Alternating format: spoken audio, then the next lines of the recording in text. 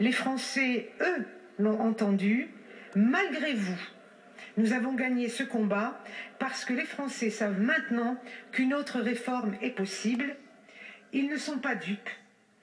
Car comme par hasard, au moment où viennent en débat nos amendements qui proposent un autre modèle, un autre mode de financement, vous mettez un terme au débat en humiliant le Sénat. Cela laissera durablement des traces parce que des engagements ont été pris et qu'ils n'ont pas été tenus. Plus grave, vous nous reprochez de ne pas avoir d'idées. Et lorsque nos idées viennent en débat, vous arrêtez le débat. Pour nous, le Parlement, c'est autre chose qu'une chambre d'enregistrement qui accepte les manœuvres et les procédures dictées par un président de la République exaspéré, par un président de la République impatient, par un président de la République qui tape du pied, et il faut le dire, par un exécutif pas très serein face à une situation qu'il ne maîtrise plus. Mais plus largement, c'est une occasion ratée pour sortir de la situation difficile dans laquelle le président de la République a conduit le pays. Cette réforme injuste, inefficace et régressive a été vécue par les Français comme une synthèse de la politique menée depuis 2007. Avec le bouclier fiscal, la loi TEPA, les aides aux banques sans contrepartie, les nouvelles niches fiscales, ce projet a été vécu comme l'agression de trop, car encore une fois, cette loi épargne les plus aisés et frappe d'abord les plus faibles.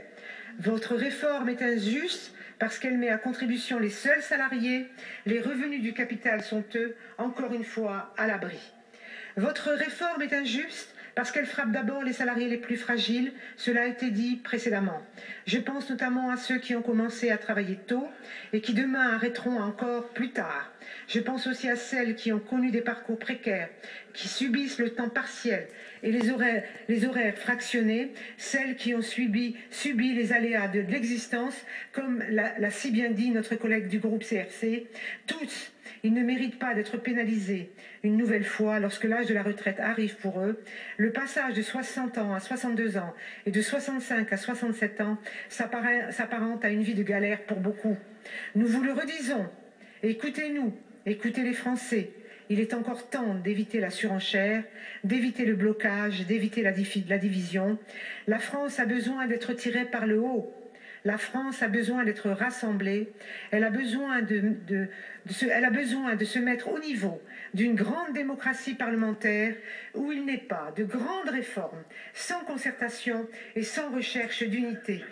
Parce qu'il s'agit d'une occasion ratée, parce que notre projet est injuste, nous ne le voterons pas.